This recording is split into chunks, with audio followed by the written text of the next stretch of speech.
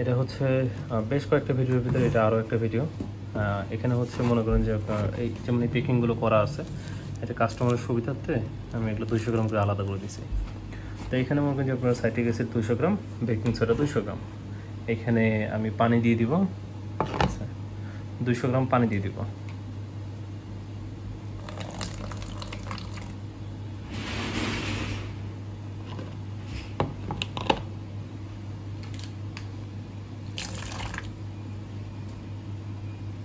এখানে আমাদের baking soda মনে করছে 200 গ্রাম, আপনার সাইট্রিক অ্যাসিড হচ্ছে 200 গ্রাম।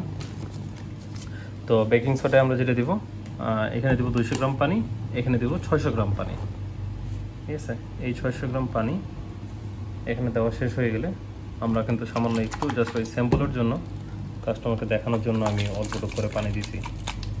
যেহেতু আমি পুরোটা এখানে দিব না, কুরিয়ারে যাবে, ব্লাস্ট হওয়ার একটা চান্স থাকে, যার কারণে সামান্য একটু দেওয়া হয়েছে। আমাদের এই যে ডিফিউজার, আর ডিফিউজারটা লাগানোর সময় আপনারা যেটা খেয়াল করবেন, এই জায়গাটা চিপে ধরবে, এই জায়গাটা, এই মাঝে না, কারণ এটা তো গ্লু দিয়ে লাগানো, এটা তো আর কমার্শিয়াল না। তো এখানে যদি আপনাদের চাপ পায় তাহলে খুলে যাবে। তো এখানে আপনারা এইভাবে দিবেন, দিয়ে হালকা করে এখানে চাপ দিলে এটা সুন্দর মতো এখানে ঢুকে যায়। আর আরেকটা বিষয়, সেটা হচ্ছে যে কন্ট্রোলার, যেটা কন্ট্রোলার কিন্তু আমি সিঙ্গেল এক পিসি দিই আপনাদের কাছে, এটা দিয়ে আপনি অন অফ করতে পারবেন। কিন্তু কথা হচ্ছে আপনার অবশ্যই কন্ট্রোলার দুইটা ইউজ করবেন, দুইটা মাস্ট। তাছাড়া কিন্তু প্রেশার দেখা গেলো অনেক সময় অতিরিক্ত হয়ে গেলে আটকাইতে পারে না। ওই সেম মেথড ভিডিওতে দেওয়াই আছে আরেকটা ভিডিওতে। তো এটা যেহেতু ডিআইওয়াই, এক কাস্টমারের লিক হয়েছে, তো অনেকে বলছে সুপারগুলো লাগা নিতে। তো এগুলো কিন্তু অনেক সময় লিক বের হয়, যদিও আমি চেক করে দিই, বাট হয়তো বা কুরিয়ার বা নিয়ে যেতে একটু চাপ টাপ খায়, লিক বের। তো লিক বেরোলে কোনো সমস্যা নেই, জাস্ট এখানে সুপারগুলো দিয়ে দিবেন, এই জায়গাতে হোক, এই জায়গাতে হোক। আর অবশ্যই যখন সুপারগুলো দিবেন আপনার এখানে যেন একদম এক না থাকে, কার্বন CO2 না থাকে।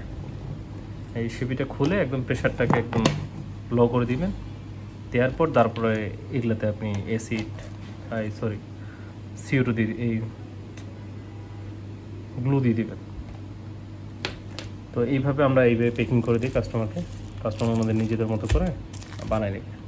এখানে আমি বলি সাইট্রিক অ্যাসিড 200 গ্রাম, বেকিং সোডা 200 গ্রাম। বেকিং সোডাতে পানি হবে আপনাদের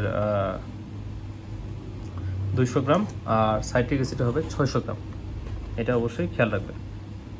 আর বোতলগুলো ভালো ইউজ করার চেষ্টা করবেন, যেগুলো একটু মোটা, পানির বোতল যেন না হয়। তো এই ছিল। আর ডিফিউজারটা পুরানটা আমি ইউজ করতেছি, আমি কালকে নতুনটা দিয়ে কাস্টমারকে চেক করে ভিডিও করে পাঠিয়ে দেবো। আসলে ভিডিওতে এইটাই বলার ছিল, আর তো বলার মতো কিছু নাই। আমি তারপর আরেকটু দিচ্ছি, এটা প্রেশার কীভাবে তুলতে হয় না তুলতে হয় সেটাতে একটা ভিডিও দিচ্ছি। সিপি লাগানো হয়ে গেছে, ঠিক আছে। সাইট্রিক অ্যাসিড যেটা, এইটাতে হচ্ছে ওই 600 গ্রাম পানি দিব, আর বেকিং সোডাতে হচ্ছে 200 গ্রাম। এই কথাটা আমি রিপিট করলাম আবার। এখানে হচ্ছে এই যেখানে হচ্ছে বেকিং সোডা থাকবে, এখানে দুইটা পাইপ যেটা আছে এটা লাগাবেন। তো এই হচ্ছে আমাদের সেটআপটা রেডি হয়ে গেল। পানি কম এখানে পড়ে যাচ্ছে। এখানে আমরা কন্ট্রোলার ভালভটা বন্ধ করে নিছি, এখান থেকে আমরা পানি দিব। এখানে দেখতে পাচ্ছেন কীরকমভাবে বিক্রিয়াটা হচ্ছে।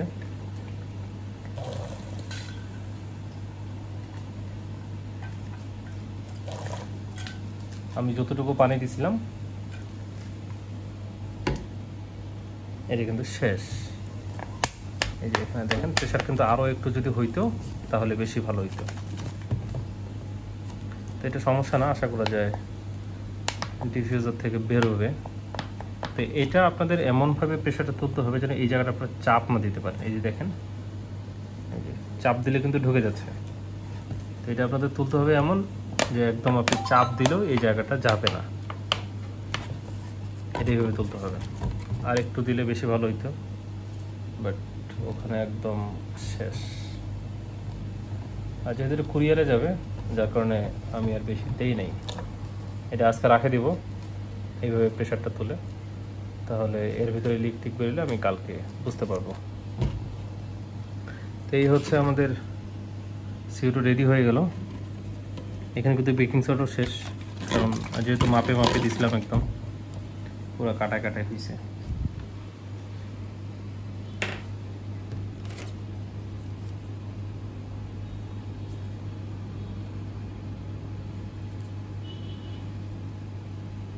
প্রেশার তারপর আসতেছে আলহামদুলিল্লাহ।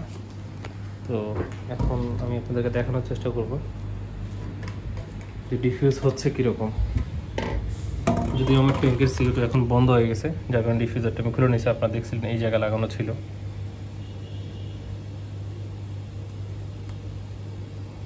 আপনাদের যতটুকু দরকার আপনারা সেইভাবে অ্যাডজাস্ট করে নেবেন আপনাদের ট্যাঙ্কে।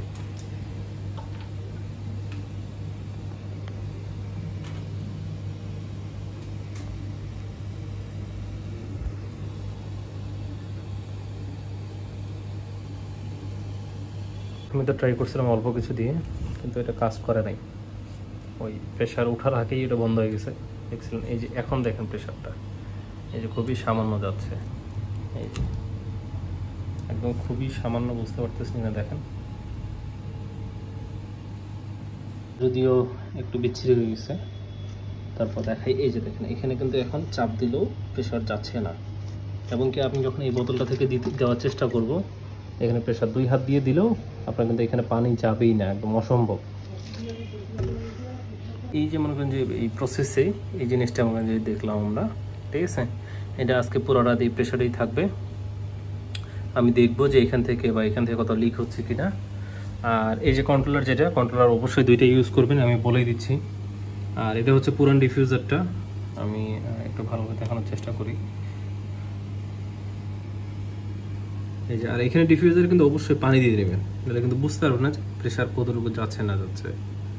এই যে সামান্য একটু দিলে আপনি বুঝতে পারবেন।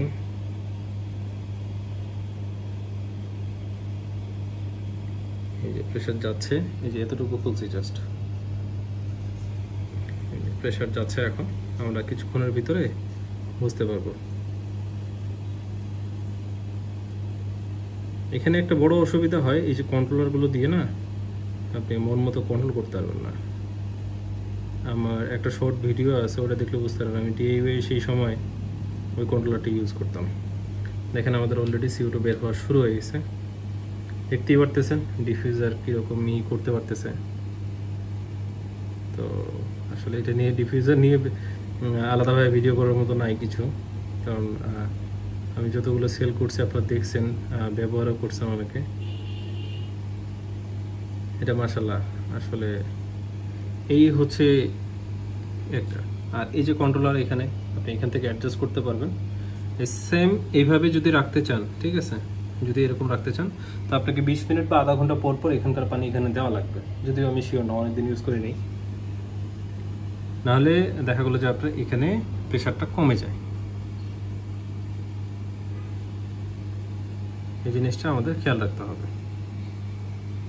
যদি এখানে প্রেশার কমে যায় তখন কিন্তু এখান থেকে আর বেরোবে না, আমরা যতই চেষ্টা করি না কেন। আমি প্রথমে যে ভিডিওটা দেখালাম, এই প্রথম যে পার্টটা, যে যখন একটু আঙ্গুল ঢুকতেছিল কিন্তু সেই সময় চাপ দিলে, তো সেরকম যদি হয় তাহলে কিন্তু আপনার ওই এক হবে না, আর ডিফিউজ হবে না।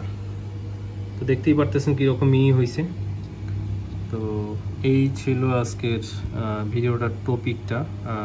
ওই একজনের সমস্যা যেহেতু হয়েছে, তো চিন্তা করলাম যে এটা নিয়ে আরেকবার একটা ভিডিও দিয়ে দিই, তাহলে সব থেকে ভালো হয়। এই আমাদের কন্ট্রোলার এখন আমরা যদি অফ করে দিই তাহলে এটা অফ হয়ে গেল। তো আমরা এটা এভাবে রাখে দেব, কাজ শেষ।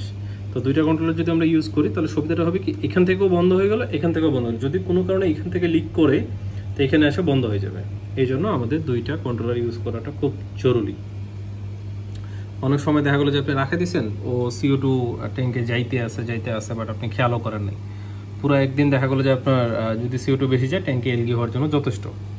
তাই কন্ট্রোলার যেটা অবশ্যই আপনার দুইটা ইউজ করবেন। আর আমি যেরকম প্রেশার তুলছি, তো ওই প্রেশারে আসলে দুইটা কন্ট্রোলার মাস্ট লাগবেই।